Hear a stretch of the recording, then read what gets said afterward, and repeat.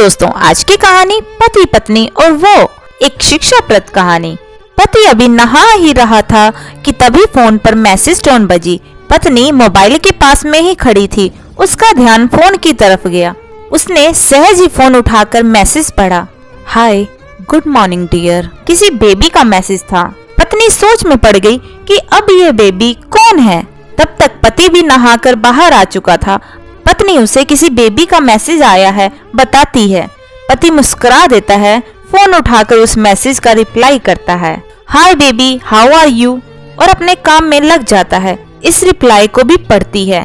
अब हर पल पत्नी के दिमाग में यही विचार कौंधता रहता है कि यह बेबी कौन है। शाम को पति घर आता है। पत्नी उससे पूछती है, ये बेबी कौन है।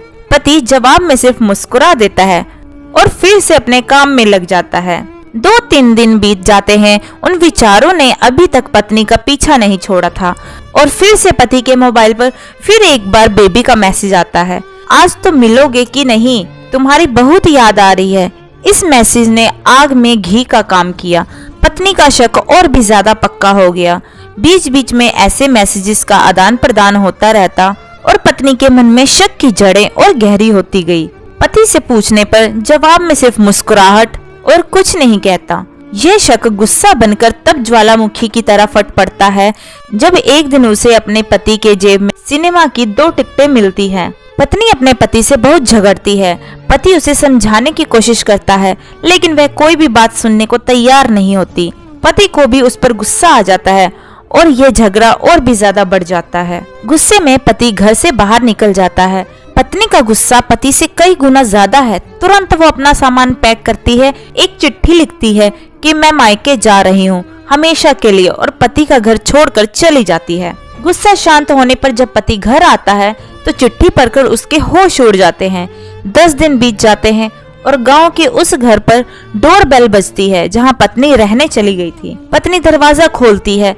दरवाजे पर 10 साल की एक छोटी बच्ची हाथों में चिट्ठी लिए खड़ी है। वह पत्नी को वह चिट्ठी देती है। बच्ची से वह चिट्ठी लेकर पत्नी चिट्ठी खोलकर पढ़ती है, डियर वाइफ, जिस बेबी की वजह से हम दोनों में इतने झगड़े हुए और तुम हमारा घर छोड़कर यहाँ चली आई, यह बच्ची जो अभी तुम्हारे सामने खड़ी है वह वही बेबी है। अनाथ आश्रम की एक प्यारी सी बच्ची, इसी के साथ मैं बातें करता था, सिनेमा जाता था।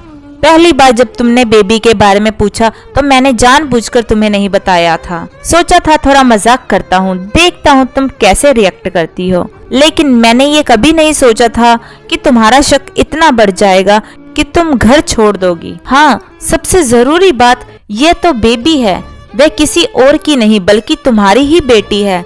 रुको, अपने आप को संभालो और आगे की बात ध्यान से पढ़ो। हमारे शादी के 2 साल पहले की ये बात है। तुम अपने कॉलेज में लास्ट ईयर में थी। तुम्हारे प्रोफेसर ने नोट्स लेने के बहाने तुम्हें बुलाया था और तुम्हें चाय में नशीली दवा खिलाकर ना करने वाला काम किया था। इसमें तुम्हारी कोई गलती नहीं थी, लेकिन कुदरत ने अपना काम किया और तुम्हारे पेट में एक बेबी को डाल दिया। काफी प्रयास करने पर भी अबॉर्शन नहीं हुआ तो तुम्हारे घर वालों ने समाज के डर से तुम्हें 6 महीने तक घर में ही रखा। तुम्हारे पिताजी खुद एक डॉक्टर हैं, इसलिए वह बिन मांगा बच्चा बड़ी आसानी से बिना किसी को कानों कान खबर हुए इस दुनिया में आया। भविष्य में तुम्हारी शादी जिंदगी में कोई प्रॉब्लम ना हो, इसलिए तुम्हारे पिता ने इस बच्चे को गांव के एक अनाथाश्रम में छोड़ दिया। यह बच्चा मतलब यही बेबी जो अभी तुम्हारे सामने खड़ी है। अगर अभी भी विश्वास नहीं हो रहा है तो इस बच्ची के गाल का वो तिल देख लो जो शायद तुमने उसे आखिरी बार रोते हुए देखा होगा, या फिर अपने पिताजी से पूछ लो। पत्नी जल्दी से उस बच्ची को पास में लेकर उसके गालों का तिल देखती है। उसका मन भर आता है, उसकी आंखों में आंसू आ जाते हैं, लेकिन अभी भी चिट्ठी बाकी है, इसलिए वे आगे पढ़ती है। मुझे पता है अभी भी तुम्हारे मन में यह सवाल उठ रहा होगा कि यह सब मुझे कैसे पता।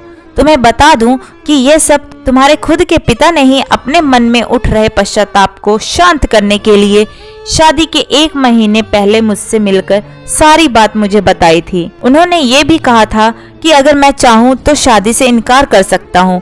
मैंने तो स्वीकार किया क्योंकि इस पूरी घटना में तुम्हारी कोई गलती नहीं थी और हमारी शादी हो गई।